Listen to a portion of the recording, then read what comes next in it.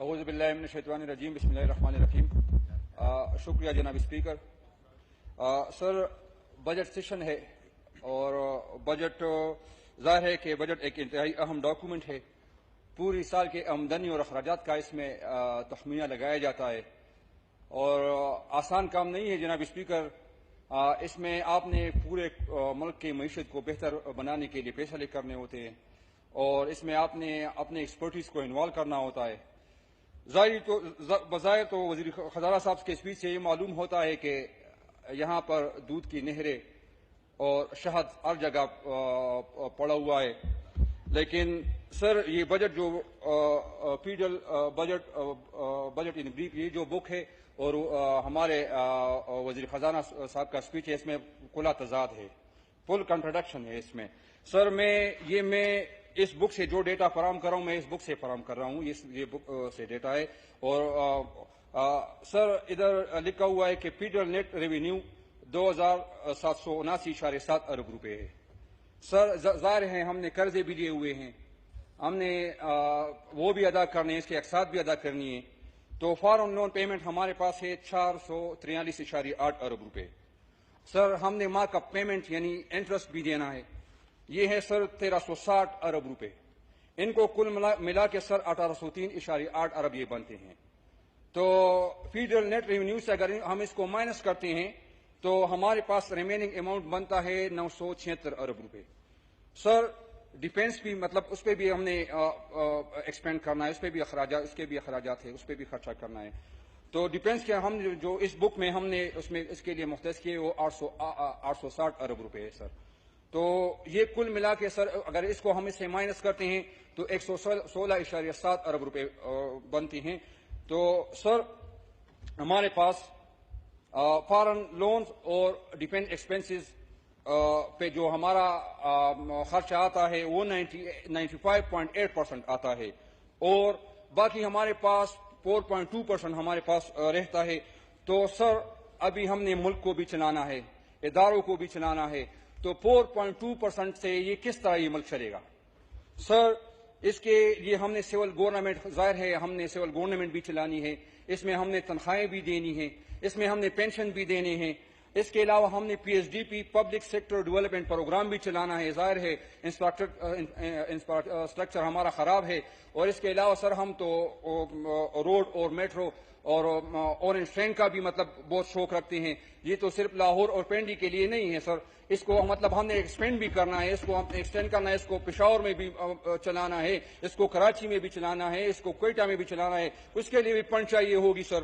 اس کے علاوہ سر ہم نے سبسڈیز بھی دینی ہے، اس کے لیے بھی فنڈ چاہیے. تو ادھر تو دعوے ہو رہے ہیں سر کہ ہم کچکول توڑ رہے ہیں اور کچکول توڑنے کی باتیں ہو رہی ہے، لیکن میں حیران ہوں کہ یہ سارے اخراجات کہاں سے پورے ہوں گے سر؟ یہ جو بک ہے اس میں سر میں نے اسٹڈی کیا ہوا ہے، یہ تقریباً 1615 فیڈرل ڈیفیسٹ جو ہمارا جاتا ہے 1615 ارب روپے ہے سر.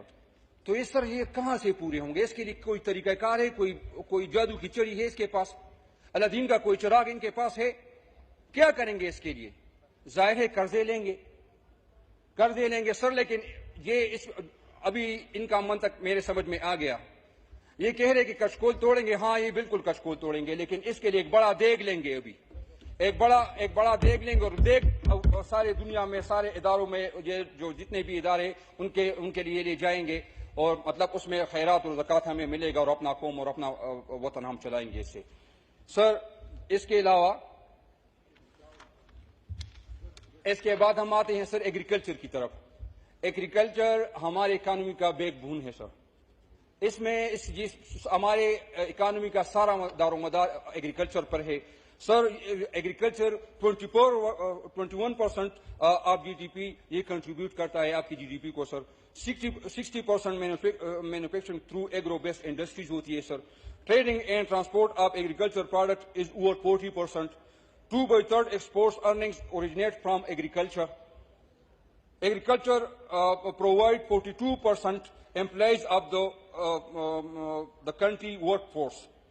سر ایک انتہائی اہم رول ادا کرتا ہے ایگریکلچر، لیکن بدقسمتی یہ ہے بدقسمتی یہ ہے کہ ہم کے پچھلے سال یہ تو دعوے کر رہے ہیں کہ ہم سبسڈی دے رہے ہیں. پچھلے سال 2015-2016 میں 117 ارب سبسڈی انہوں نے دی تھی. ابھی اس سال کم کر کے تو کہہ رہے کہ ہم نے زیادہ کیا ہے, کم کر کے 95 ارب. یہ میں نہیں کہہ رہا سر, یہ بک کہہ رہا ہے. اس بک میں یہ پڑھا ہوا ہے, لکھا ہوا ہے کہ 95 ارب روپے ہے. تو کس طرح انہوں نے یہ سبسڈی ایگریکلچر میں اضافہ کیا ہے؟ کس طرح یہ دعوے کر رہے ہیں کہ ہم نے سبسڈی میں اضافہ کیا ہے؟ جناب اسپیکر, ہمارا اسٹیمیٹڈ ڈکلائن جو ہے ایگریکلچر میں وہ 20% ہے سر.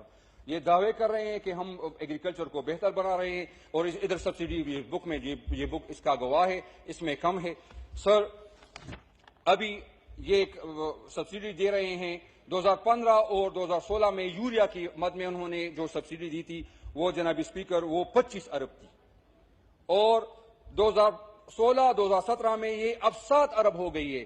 2015-16 میں 25 ارب اور ابھی 2016-17 میں 7 ارب. تو کس طرح یہ دعوے کر رہے ہیں کہ ہم سبسڈی بڑھا رہے ہیں, اور ادھر پیچھے جو ہمارے لوگ بیٹھے ہوئے تھے, ہمارے ساتھی جو بیٹھے ہوئے تھے, یہ ڈسک بجا رہے تھے. بک کا انہوں نے اسٹڈی نہیں کیا تھا, کتابوں کا انہوں نے اسٹڈی نہیں کی تھی, اور یہ ادھر دعوے کر رہے ہیں کہ ہم سبسڈی بڑھا رہے ہیں. سر یوریا کا تو اس میں ذکر ہے اس بک میں, لیکن ڈی اے پی کا اس کا کہیں بھی ذکر نہیں ہے کہ ہم اس میں بھی سبسڈی دے رہے ہیں. سر ابھی آتے ہیں ریونیو جنریشن کی طرف. F B R federal board of revenue جو ٹیکس کلیکٹ کرتی ہے, ٹیکسز کے ذریعے مطلب آپ کی ریونیو کی جنریٹ کرتی ہے. سر اس کا جو ٹارگٹ تھا 3.103 ٹریلین, یہ تو انہوں نے اچیو کیا, ٹارگٹ حاصل کیا انہوں نے, لیکن بدقسمتی سے افسوس کے ساتھ کہنا خوشی کی بات ہے کہ انہوں نے ٹارگٹ اچیو کیا, لیکن بدقسمتی کی بات یہ کہ یہ انہوں نے انڈائریکٹ ٹیکسوں سے یہ ٹارگٹ اچیو کیا ہے, ڈائریکٹ ٹیکسوں سے یہ اچیو نہیں کیا. انڈائریکٹ ٹیکسز جناب اسپیکر ہمارے ڈیری کنزیومر پروڈکٹس پر لگتے ہیں سر. ہمارے جو ٹوتھ پیسٹ ہے, پالش ہے, ہمارے جتنے روزمرہ کے استعمال کی اشیاء اس پر لگایا جاتا ہے, جس کا سارا ملبہ غریب پر پڑتا ہے. اور ڈائریکٹ ٹیکسز جو بڑے بڑے جاگیردار ہے, سرمایہ دار ہے, ان پر پڑتا ہے. تو انہوں نے کوئی بھی مطلب اس میں ابھی ان کی ڈیفیشنسی ہے جناب اسپیکر. ڈائریکٹ ٹیکسز میں 238 بلین ابھی بھی باقی ہے. جو سرمایہ دار ہے, جو جاگیردار ہے, جو بڑے بڑے کارخانہ دار ہے, ان پر ابھی بھی ایف بی آر نے انہوں نے ٹیکس کلیکٹ نہیں کی. ٹارگٹ تو اچیو کیا, لیکن غریب لوگوں سے, غریب عوام سے. سر میرا تعلق کے پی کے سے ہے. ایک آفت زدہ اور جنگ زدہ جہاں پر ہر وقت دھماکے ہوتے ہیں, جہاں پر لوگ اے ڈی پی کی شکل میں اپنے علاقوں کو چھوڑ کر دوسرے علاقوں میں پڑے ہوئے ہیں. اور پچھلے گورنمنٹ نے جو پی پی پی کی گورنمنٹ تھی, انکم ٹیکس جنگ کی وجہ سے انکم ٹیکس انہوں نے معاف کیا تھا. سیل ٹیکس 16% پاکستان میں تھا, لیکن کے پی کے میں جنگ کی وجہ سے جہاں پر دھماکے ہو رہے تھے اس کی وجہ سے 8% ریلیف دیا گیا تھا. اس کے علاوہ بینک لون میں 50% کے پی کے میں ریلیف دی گئی تھی. تو جناب اسپیکر جب ہمارے ان بھائیوں کی حکومت آ گئی تو یہ سارے جو مراعات پچھلی گورنمنٹ میں کے پی کے کو دیے گئے تھے سارے ان سے لے لیے گئے. جناب اسپیکر میرا سوال یہ ہے کہ کیا کے پی کے پاکستان کا حصہ نہیں ہے؟ جب ہم چھوٹے تھے, جب ہم بچے تھے جناب اسپیکر, پہلی جماعت کی بات ہے, ہمارے بک پر ایک مونوگرام ہوا کرتا تھا, اس میں 4 بچے ہوتے تھے اور پاکستان کا جھنڈا چاروں نے ایک ساتھ پکڑا ہوتا تھا. اس میں سندھ کے بھی بچہ تھا, اس میں بلوچستان کا بھی بچہ تھا, اس میں پنجاب کا بھی بچہ تھا, اس میں کے پی کے کا بھی بچہ تھا. ساروں نے یہ یکجہتی اور یگانگت کا اظہار دیتا تھا کہ کس طرح مطلب اس ملک اور بچوں میں یہ جذبہ پیدا کرتا تھا. لیکن افسوس کے بات ہے, لیکن مجھے ابھی افسوس ہو رہا ہے, انتہائی افسوس ہو رہا ہے کہ کے پی کے ساتھ سوتیلی ماں کا سلوک کیا جا رہا ہے. فنڈز نہیں دیے جا رہے ہیں, بچے ہمارے مر رہے ہیں, لاشیں ہمارے گھروں میں آ رہی ہیں, اور عورتیں ہماری تباہ ہو رہی ہیں, بیوائیں ہو رہی ہیں. تو جناب اسپیکر کہاں کا انصاف ہے؟ 58 پروجیکٹس میں یہ بتائے کہ کون سا ایسا نیا پروجیکٹ انہوں نے کے پی کے میں شروع کیا ہے. ادھر ہم کے پی کے جناب اسپیکر پاکستان میں سب سے زیادہ گیس کے پی کے میں پیدا ہوتی ہے, سب سے زیادہ بجلی, اور میرے حلقے میں تو سب سے زیادہ بہت بڑا ڈیم ہے سوابی میں. سر کہ تربیلا ڈیم سوابی میں ہے جو 4000 میگاواٹ بجلی پیدا کرتا ہے، لیکن میں قسم کھا کے کہتا ہوں ادھر تو دعوے کیے جاتے ہیں کہ ادھر 12 13 14 گھنٹے لوڈ شیڈنگ ہوتی ہے، اور بالکل ہمارے گدون جو بالکل تربیلا ڈیم کے تقریباً تربیلا ڈیم ہے ہی گدون میں، تربیلا ڈیم میرے حلقے میں ہے ہی گدون میں، اور ادھر ایسے گاؤں ہیں کہ ادھر بجلی نہیں ہے۔ ادھر تو دعوے کیے جاتے ہیں کہ مطلب سب کچھ ٹھیک ٹھاک ہے، لوڈ شیڈنگ بھی ختم ہے اور گیس بھی، اور جناب اسپیکر میرے ساتھ تو ایک بہت بڑا ظلم ہو رہا ہے۔ کائنڈلی وائنڈ اپ بھی کیجیے۔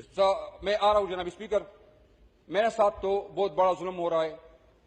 یہ میں نے ادھر منسٹر صاحب کے ساتھ بھی میٹنگ کی تھی، میں نے پرائم منسٹر صاحب کو بھی اپلیکیشن لکھا تھا گیس کی، مطلب آپ ادھر جب حکومت آئی ہے تو انہوں نے گیس پر بین لگایا ہے، تو میں نے ادھر بھی منسٹر کے ساتھ بھی میٹنگ کی، میں پرائم منسٹر کو میں نے لیٹر لکھے، لیکن ادھر سے مجھے کوئی رسپانس نہیں ملا۔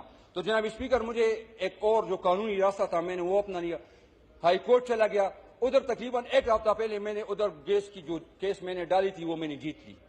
تو جناب اسپیکر یہ میں تو آواز ادھر اٹھاؤں گا، یہ مجھے دیں گے، میں پارلیمنٹ کا ممبر ہوں، میرے علاقے میں گیس نہیں ہے، تو کس طرح میں اپنے لوگوں کو، میں نے جو الیکشن میں جو لوگوں کے ساتھ وعدے کیے میں کس طرح وہ پوری کروں گا؟ جناب اسپیکر میرے اس پارلیمنٹ سے 2-3 گلے بھی ہیں، میں تقریباً 3 سال ہے میں نے جو کچھ سیکھا اس پارلیمنٹ میں سب سے پہلے تو سر میں آپ کو وہ کر رہا ہوں، ایک ریسپیکٹیبل انسان ہے سر، آپ بہت گریسفل پرسن ہے سر، باوقار انسان ہے، لیکن میری ایک ریکویسٹ ہے آپ سے سر کہ آپ ایک جو بینک بینچر ہے جو بینک میں بیٹھتے ہیں سر ان کو تھوڑی توجہ دیں، ان کو تھوڑا زیادہ سر، تھوڑا دے رہے ہیں سر، لیکن اس سے تھوڑا اور زیادہ سر، جتنے بھی باتیں ہو رہی ہیں تو فرنٹ کے جو لوگ بیٹھے ہوئے وہ کر رہے ہیں سر۔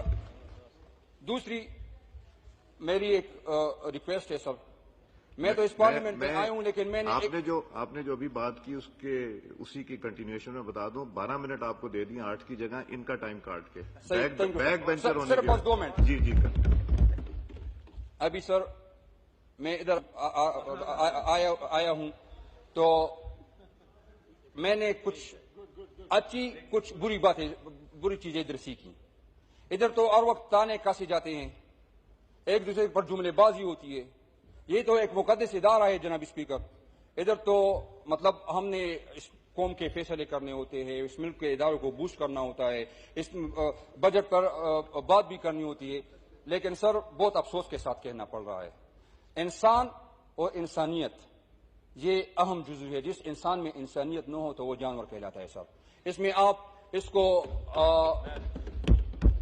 بندر بھی کہہ سکتے ہیں، اس کو آپ شیر بھی کہہ سکتے ہیں، اس کو آپ گائے بھی کہہ سکتے ہو، لیکن سر جس انسان کے منہ سے گندی الفاظ گالی نکلے تو وہ جانور ہی ہوتا ہے۔ ادھر ہمارا ایک منسٹر جو سینئر ہے جو دعوے کرتا ہے کہ میں نے 30 سال سے اس پارلیمنٹ میں ہوں، وہ گالیاں دیتا ہے ادھر، تو وہ جانور سے بھی بدتر ہیں۔ جو بھی نام آپ کو پسند ہو آپ اس کو آپ دے سکتے ہیں سر۔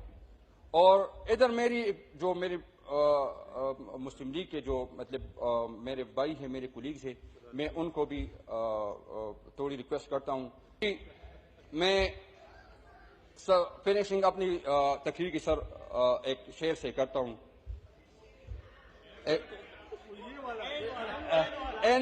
جی پلیز نو کراس ٹاک، آپ تشریف رکھیں سر، جی آپ کائنڈلی وائنڈ اپ کیجئے۔ ہم سے فرعون کے لہجے میں کبھی بات نہ کر، ہم سے فرعون کے لہجے میں کبھی بات نہ کر، ہم تو پاگل ہیں خداؤں سے الجھ جاتے ہیں۔ جی ملک شاکر بشیر